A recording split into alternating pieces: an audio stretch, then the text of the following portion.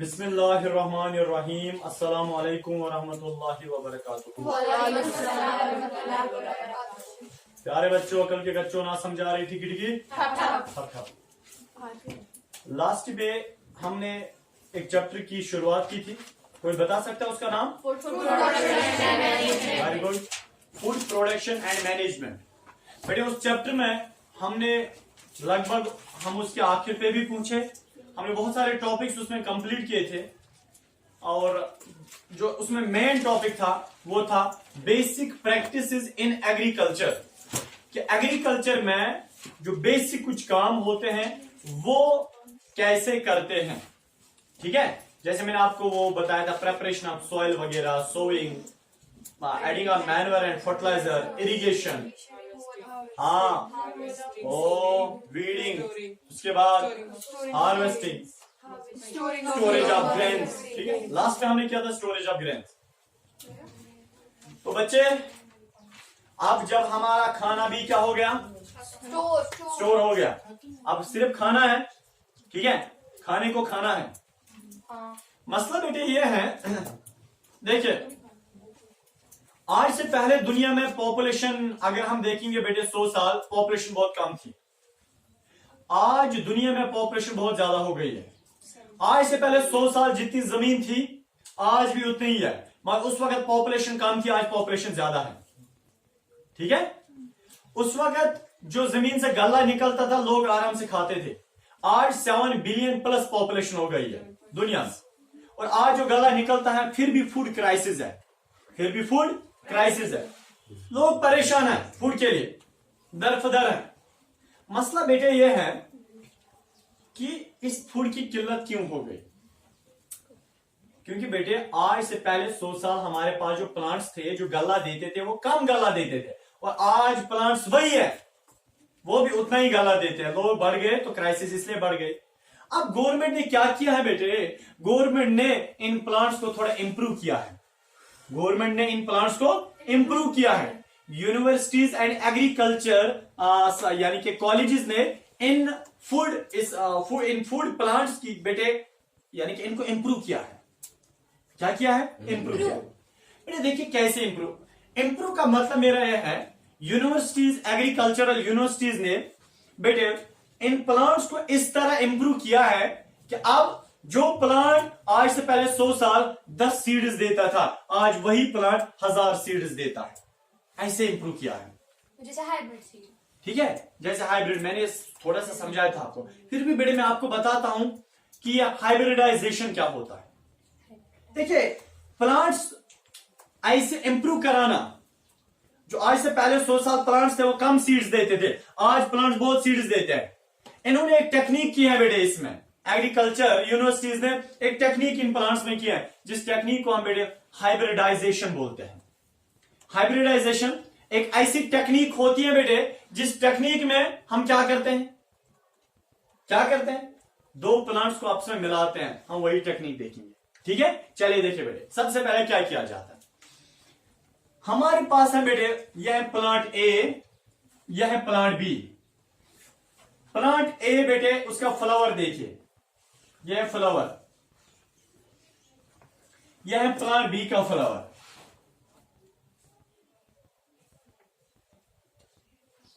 ठीक है बेटे, इधर देखिए, इस फ्लावर में भी मेल पार्ट्स होते हैं और फीमेल पार्ट होती है बीच में।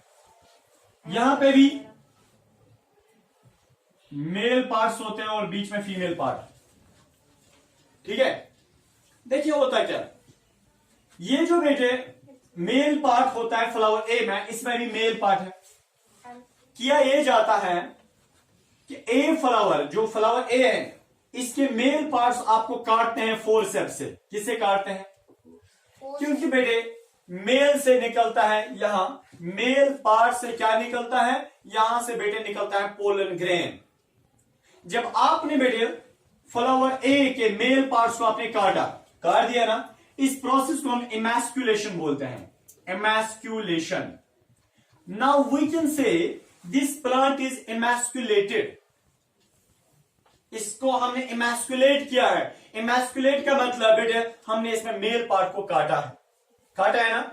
सुनिए आप क्या किया जाता है। हाँ आप इधर देखेंगे पहले, देखिए फिर है बेटे यहां पे बेटे ये वाला दूसरा प्लांट बी या फ्लावर बी, इसके बेटे आपको मेल पोलन ग्रेन्स लाने हैं। जो यहाँ पे पोलन ग्रेन्स होते हैं आपको वो लाने हैं। आप यहाँ फ्लावर बी के पोलन ग्रेन्स लाओगे ना। अरे अलग किस्म का है या अलग किस्म का है, आपको बेटे फ्लावर बी के पोलन ग्रेन्स लाने हैं, कॉटन में लाने हैं, ठीक है ना। कॉटन में आप पोलन ग्रेन्स लाओगे बेटे, फिर वो पोलन ग्रेन्स आप यहां पे डालोगे इसके फीमेल पार्ट के ऊपर, ठीक है। और बेटे जब आपने डाले ना, फिर ऊपर से बेटे इस फीमेल पार्ट के ऊपर से पॉलीथीन लगाओ ताकि कोई और पोलन ग्रेन ना इसमें घुस जाए। समझ आए? आप समझ आ रहे हैं ना, कोई और पोलन ग्रेन इसमें ना घुस जाए, क्योंकि आपने जो पोलन ग्रेन डाले वही अंदर जाने चाहिए, कोई और पोलन ग्रेन नहीं जाना चाहिए। आपने ऊपर से इसलिए पॉलीथीन लगाया। हाँ आप फीमेल पार्ट के ऊपर पॉलीथीन का लगाना, इसको बेटे हम बैगिंग बोलते हैं, BAGGING, बैगिंग, ठीक है। अब आपने क्या किया बेटे, देखिए अब अंदर ये बनाएगा सीड्स। क्या बनाएगा? सीड्स बनाएगा, क्योंकि हमें पता है फ्लावर फिर फ्रूट बनाता है, फ्रूट के अंदर से सीड्स होते हैं।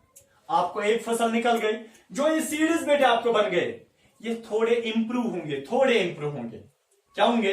क्योंकि ये इस और इसका मिक्सचर है ना, मिक्सचर।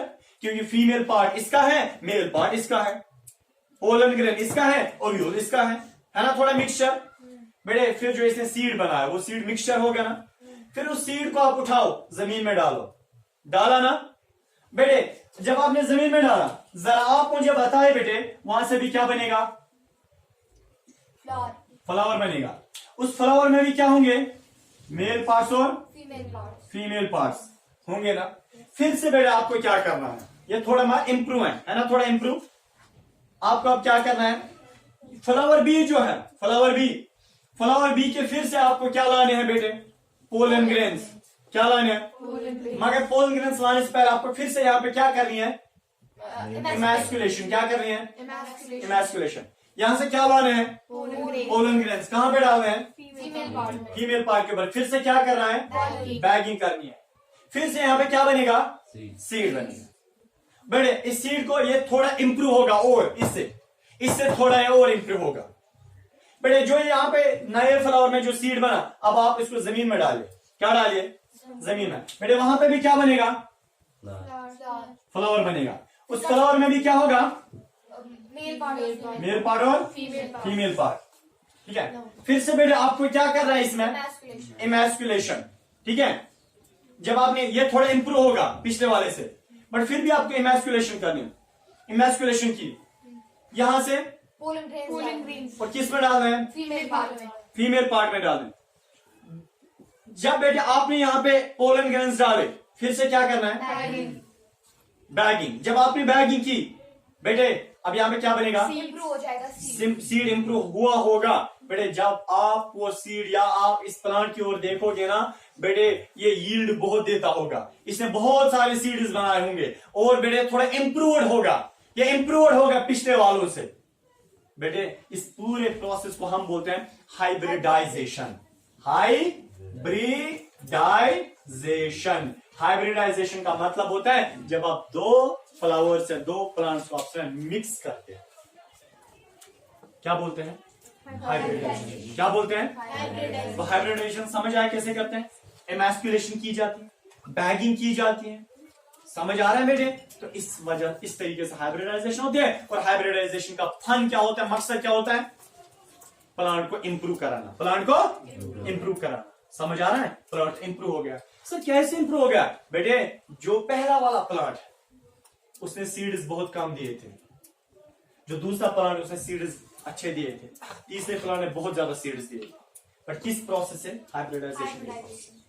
बेटे ऐसे प्लांट को हम हाइब्रिड प्लांट बोलेंगे। क्या बोलेंगे? हाइब्रिड। क्योंकि हाइब्रिड हो गया, हाइब्रिडाइजेशन एक प्रोसेस होता है, जैसे एप्पल का। बिल्कुल। आजकल के जो प्लांट्स हैं, ये प्लांट्स पहले भी थे मगर तब ये सीड्स बहुत कम देते थे, आजकल बहुत ज्यादा देते हैं सीड्स। रीजन क्या है? हमने इनमें हाइब्रिडाइजेशन किया। अब हाइब्रिडाइजेशन तो हो गया बच्चे, अब मसला है यहाँ पे कि जो क्रॉप पैटर्न्स का है, देखिए वो क्रॉप पैटर्न क्या होता है। जरूरी नहीं है हर जमींदार के पास बहुत बड़ी जमीन होगी, बहुत जमीन के प्लॉट्स होंगे और वो उनमें काश्तकारी का काम करता होगा, ये जरूरी नहीं है। कुछ जमींदार बेटे ऐसे होते हैं, उनके पास छोटी जमीन होती है बट शौक जमींदारी का होता है और उस छोटी जमीन में वो जमींदारी का काम करते हैं।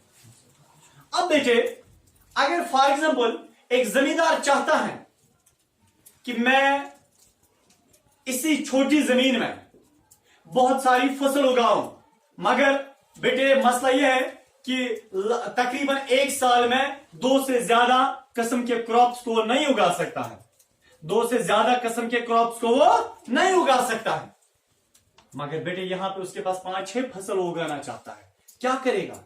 हमारे पास बेटे है क्रॉप पैटर्न्स का मसला, क्रॉप पैटर्न्स का। बेटे एक बार ही मैंने आपको समझाया है क्रॉप रोटेशन क्या होता है। क्रॉप रोटेशन समझा है? Yes sir. क्या होता है क्रॉप रोटेशन?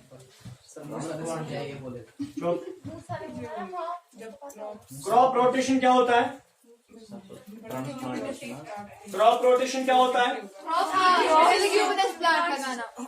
एक क्रॉप जो आपके पास होगा उसको फिर रिप्लेस करना दूसरी बारी, लिग्यूमिनस प्लांट, ठीक है ना? लिग्यूमिनस ट्रांसप्लांटेशन अलग है और दूसरी बारी इसको क्या करना है? रिप्लेस करना है लिग्यूमिनस प्लांट से। तीसरी बारी फिर से वही वापस, चौथी बारी फिर से लिग्यूमिनस प्लांट।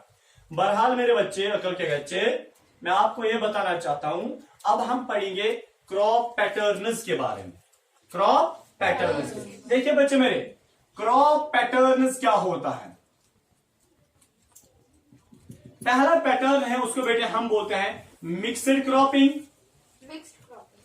और बेटे दूसरा होता है इंटर क्रॉपिंग, इंटर क्रॉपिंग, तीसरा होता है कुछ नहीं। देखिए ये मिक्सड क्रॉपिंग होता क्या है? बेटे एक जमींदार के पास एक छोटी जमीन है, इस बात को अच्छे से सुनो। एक जमींदार के पास छोटी जमीन है, छोटी जमीन का मतलब कम जमीन। अब बेचारा वो चाहता है कि एक काश अगर मेरे पास बहुत ज्यादा जमीन होती, आधी जमीन में मैं मेज को उगाता, आधी जमीन में मैं पैडी को उगाता, आधी जमीन में मैं कल्टीवेशन किसकी करता? राइस की करता, और यानी कि अलग अलग क्रॉप्स की करता, ठीक है? पर उस बेचारे के पास छोटी जमीन है। अब उसके पास चांस है, अल्लाह ने उसके पास चांस रखा है, ए जमींदार तू तो मिक्सड क्रॉपिंग कर सकता है। मिक्सड क्रॉपिंग का मतलब बेटे आपको एक ठेला लाना है, ठेला, या आपने ठेला लाया, ठेले में जिस क्रॉप की आप बेटे काश्तकारी करना चाहते हो, जिस क्रॉप की आप काश्तकारी करना चाहते हो, जिन बहुत सारे क्रॉप्स की आप काश्तकारी करना चाहते हो, लाओ मिलाओ इस ठेले में भर दो। बेटे फॉर एग्जाम्पल आपने बेटे इसमें मेज रखा, बेटे आपने इस ठेले में मेज को रखा, आपने इस ठेले में बेटे पी मटर को रखा, आपने इस ठेले में बेटे बीन्स को रखा, बीन्स को रखा, राजमन इधर रखे। तो बेटे आपने 2-3 ये सीड्स आपने मिला दिए, आपने मेज को डाला, आपने मटर को डाला, आपने बीन्स को डाला और मिलाया इनको। जब आपने इनको आपस में मिलाया ना बेटे, आप जमींदार क्या करता है? ब्रॉडकास्टिंग। ब्रॉडकास्टिंग का मतलब, ब्रॉडकास्टिंग का मतलब मिसबा, आपसे तो नहीं पूछा ना? Ariba broadcasting, very good. वो आप सोइंग करता है जमींदार, अब इस ठेले में हाथ डालता है, वहां पे सीड्स चढ़ाता है। कौन से सीड्स? बहुत सारे सीड्स। उसके हाथ में बेटे अब मेज के सीड्स होते हैं, उसके हाथ में पी के सीड्स होते हैं, उसके हाथ में बीन्स के सीड्स होते हैं। बेटे अब वो फेंक देता है अपनी जमीन में, अपनी जमीन में जो उसने प्लॉइंग वगैरह की थी ना, अब बेटे आप इस जमीन में वो फेंक देता है, स्प्रेड करता है, अपनी जमीन में ब्रॉडकास्टिंग करता है। जरा खुदा की कसम है आपको बेटे, आप अब मुझे बताओ कौन से प्लांट चढ़ेंगे? मेज के प्लांट चढ़ेंगे, मटर के प्लांट चढ़ेंगे, बीन्स के प्लांट चढ़ेंगे, यहाँ बीन होगा, मटर होगा, बेटे मेज होगा, मेज मटर बीन मिक्सर में होगा, होगा नहीं होगा? एक मिनट, यहाँ पे बेटे सारे होंगे नहीं होंगे? बेटे जब ये सारे होंगे ना मिक्स में, जब ये बेटे सारे मिक्स में होंगे ना, इससे क्या होगा? इससे बेटे अब यहाँ पे जब उसने सारे सीड्स इकट्ठे मिलाए तो बेटे मसला अब यह है, उसके पास पहले जमीन कम थी, अब सारे सीड्स उसने 1 मिनट के आपस में उसने 1 मिनट मिलाए ना बेटे। मिलाने के बाद अब आप देख रहे हैं कि सारे के सारे जो सीड्स उसने मिलाए थे वो अब कल्टीवेट हो गए एक ही फील्ड में। क्या हो गए? कल्टीवेट एक ही फील्ड में। आपका मतलब है कि जब इस छोटी जमीन में आपने ये डिफरेंट सीड्स डाले थे बेटे, डिफरेंट सीड से डिफरेंट प्लांट्स बनेंगे। इस छोटी जमीन में मेज भी चढ़ेगा, इस छोटी जमीन में मटर भी चढ़ेगा, इस छोटी जमीन में बीन्स भी चढ़ेंगे नहीं चढ़ेंगे? दैट मीन्स बेटे जिम्मेदार अब खुश हो गया, क्योंकि वो तीनों चाहता था। वो पहले चाहता था तीनों, मैं बेटे मेज को भी उगाऊं, मैं बीन्स को भी उगाऊं, मैं पल्सेस को भी उगाऊं, यानी कि मैं मटर को भी उगाऊं, चाहता था ना बेटे। आप तीनों के तीनों उसको मिक्सचर में मिल गए। जब तीनों के तीनों उसको मिक्सचर में मिल गए बेटे, अब इसी चीज को हम बोलते हैं मिक्सड क्रॉपिंग। यही होता है मिक्सड क्रॉपिंग। समझा? मिक्सड क्रॉपिंग का फन ये होता है बेटे, क्यों किया जाता है? क्योंकि एक जिम्मेदार चाहता है मेरे पास एक ही सीजन में बहुत सारे फसल होने चाहिए, बट बेटे उसके पास अगर जमीन कम है तब जाके वो मिक्सड क्रॉपिंग करता है। मिक्सड क्रॉपिंग से उसको फायदा ये मिलता है कि सारे के सारे फसल जो वो चाहता था उसको मिलते हैं एक स्मॉल पीस ऑफ सॉइल में, और बेटे एक ही सीजन में मिलते हैं। अगर कम मिलते हैं पर मिलते तो सारे हैं। ठीक है, चलिए अब इंटर क्रॉपिंग क्या होता है बेटे? इधर के इंटर क्रॉपिंग क्या होता है? इंटर क्रॉपिंग का मतलब क्रॉप पैटर्न को बेटे आपस में क्या करना है? एक ही रोज में लगाना है। और याद रखना मिक्सड क्रॉपिंग जो है ना बेटे, आपको वो वाले सीड्स आपको आपस में नहीं मिलाने हैं जिनका न्यूट्रिएंट कंजप्शन अलग अलग होगा। क्या मतलब सर?